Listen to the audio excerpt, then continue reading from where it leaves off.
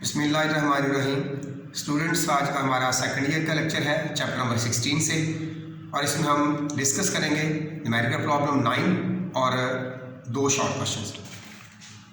Numerical 9 में कहता है कैपेसिटर है जिसकी कैपेसिटेंस है C equal to 40 microfarad 40 into 10⁻⁶ farad, और एक इंडक्टर जो है जिसकी inductance L is equal 2.5 henry है। इन दोनों को अटैच किया गया है। वो कहता है बताइए इसमें रेजोनेंस फ्रीक्वेंसी कितनी होगी। तो रेजोनेंट फ्रीक्वेंसी FR हमने फाइंड करनी। We have to calculate resonant frequency FR equal to sign of derivation. Solution. We know that resonance frequency is given by 1/2 pi square root LC, where L is inductance, C is capacitance. Putting values, FR is equal to 1/6.28, 2.5 into 40 into 10⁻⁶.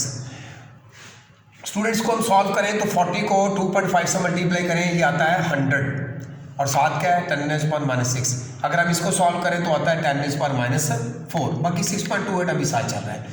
इसको solve करें तो क्या आएगा 10⁻², उसको मैं ऊपर ले जाता हूँ तो ये बनेगा 100/6.28.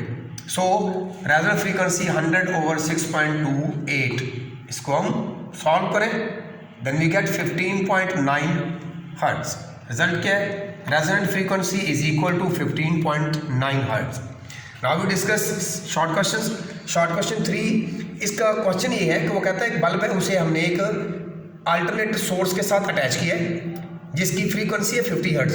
तो कहता बताएं बल्ब अपनी मैक्सिमम ब्रिलियंस तक कितनी दफ़ा पहुंचेगा. How many times bulb will reach its maximum brilliance. The bulb will reach its maximum brilliance 100 times पर सेकंड, यानी एक सेकंड में बल्ब 100 टाइम्स अपनी मैक्सिमम ब्रिलियंस पर पहुंचेगा. रीज़न इसकी क्या है, देखिए अल्टरनेट सोर्स है तो अल्टरनेट सोर्स में सारी बात है वोल्टेज अपनी पोलैरिटी को चेंज करती है. अगर हम एक साइकिल की बात करें तो this is a 1 cycle of alternate current. 1 cycle आप देख सकते हैं इसमें 2 पीक्स हैं. 1 cycle contain 2 peaks, mean current अपनी पीक वैल्यू पर 2 दफ़ा जाएगा एक साइकिल में. अब 50 हर्ट्ज क्या है, 100 अपना 50 हर्ट्ज का मतलब है 50 साइकिल्स इन 1 सेकेंड. तो 50 साइकिल्स का मतलब है इस तरह के 50 साइकिल्स हैं जिसमें हर एक में 2 पीक. तो 50 साइकिल्स में कितनी पीक होंगी, 100 पीक्स होंगी. So as alternate source has 50 hertz frequency, it means it contains 50 cycles in 1 second, and every cycle contains यानी हैज 2 पीक्स. ठीक है, 2 peak values. So there are 100 peaks in 50 cycles. 50 cycles में 100 peak होगी, तो हर peak पर bulb ने अपनी maximum brilliance पे जाना है. Bulb will reach its maximum brilliance for every peak value. Her peak value के लिए वो जाएगा कहाँ पे, अपनी मैक्सिमम ब्रिलियंस पर. So bulb will reach 100 times its maximum brilliance per second, यानी एक सेकेंड में, when connected to a source of 50 hertz. Now the short question is 16.4.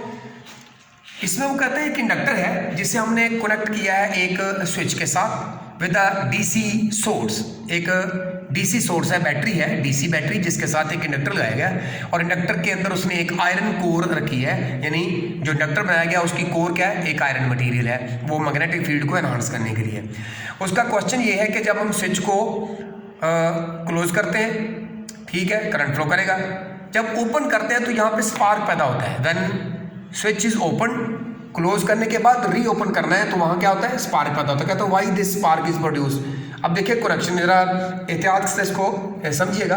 देखिए मैं स्विच को क्लोज करता हूँ, व्हेन स्विच इज क्लोज हो गया, करंट क्या होगा, पहले करंट था 0, और करंट कहाँ जाएगा, अपनी मैक्सिमम वैल्यू पर करंट फ्लो करेगा, और करंट कितना हो जाएगा, अपनी मैक्सिमम वैल्यू पर पहुँचेगा, जिससे करंट चेंज होगा. एक दफ़ा 0 से मैक्सिमम हुआ, करंट इंक्रीज हुआ, करंट इंक्रीज होने से इसमें फ्लक्स इंक्रीज होगा, तो फ्लक्स के चेंज होने से इसमें ईएमएफ प्रोड्यूस होगी, जिसने करंट फ्लो करवाना है जो ओरिजिनल करंट को अपोज करेगा. इसको मैंने यहाँ लिख दिया है, when switch is closed current increases from 0 to its maximum value, and an EMF induces. Current जारी बात चेंज हुआ है, तो करंट के चेंज होने से हमने सेल्फ इंडक्टेंस पढ़ी हुई, सेल्फ इंड्यूस ईएमएफ जिसमें पैदा होती है, that produces an induce current. तो उससे इंड्यूस करंट पैदा होगा which oppose the original current, उसने ओरिजिनल करंट को अपोज करना है. अब उसके जो क्वेश्चन का आंसर है वो यहाँ पे आएगा कि when switch is open, switch को ओपन करते हैं। फिगर में देखें ये स्विच क्लोज था, मैंने इसको ओपन कर दिया। जब स्विच ओपन करेंगे तो क्या होगा, पहले करंट मैक्सिमम था, ये फौरन कहाँ आएगा, 0 पर। Current decreases from its maximum value to 0। इसकी वजह से क्या होगा, देखिए करंट डिक्रीज हुआ तो करंट के डिक्रीज होने से हमने पढ़ा था self induce EMF L delta E over delta T, due to which an EMF induces that produces an induce current. तो उसने इंड्यूस करंट पता करना है। अब उस करंट ने कहाँ फ्लो करना है, उस करंट ने फ्लो करना है थ्रू द स्विच। तो जो करंट प्रोड्यूस हुआ है वो स्विच के थ्रू फ्लो करेगा। जब वो करंट फ्लो करेगा तो स्विच के तो टर्मिनल आपस में अलग अलग हो गए हैं, तो जब टर्मिनल अलग है और करंट फ्लो करेगा तो करंट जंप करेगा, करंट के जंप करने से वहाँ स्पार्क पैदा होगा। This current flows through the switch, switch में से जब फ्लो करना है एंड उससे क्या होगा, it will produce a spark, then spark is produced. तो वो करंट जो इंड्यूस करंट की वजह से फ्लो करता है स्विच में से, तो उसकी वजह से यहाँ स्पार्क पैदा होता है।